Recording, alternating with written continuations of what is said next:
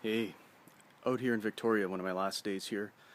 Shawn's off at work, and I'm just heading out to the park to go training. I don't know if you'll be able to see much in this video or not as I walk, but I'm just gonna talk anyway, so one way or the other, maybe you'll get something out of this.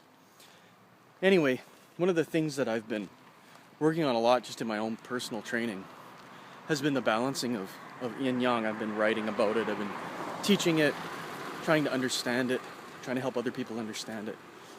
And I just thought it might be not a bad idea to let a little video go out on my way here.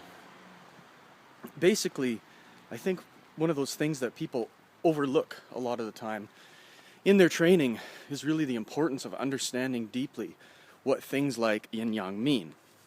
Because if you don't have a clue about what it is, then you're not going to be able to apply it, right? A lot of people pay lip service to things, and lip service is not enough. It's not the same thing as knowledge. So, I mean, without getting into a huge rant about what yin-yang means, I'm just going to talk about really what I've been doing.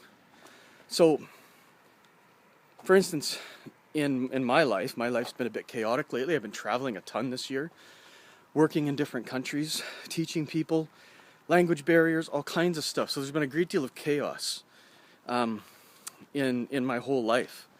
And because of that, I've been really craving stability.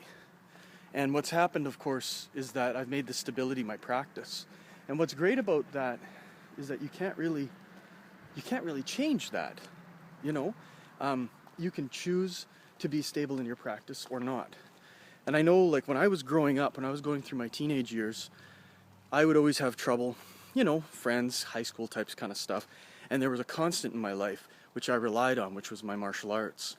And, I mean, it's no different now. 40 years old, you know, the end of 2015. The training in my life is still a stable constant that I can rely on, no matter if I'm away from home or in different countries or anything, or if my timetable's all messed up. That's always been a thing that I can rely on in my life. And people that are having issues with stability in their lives might want to take note, because the training, it isn't just about getting better at fighting and killing people or, you know, getting magical chi abilities.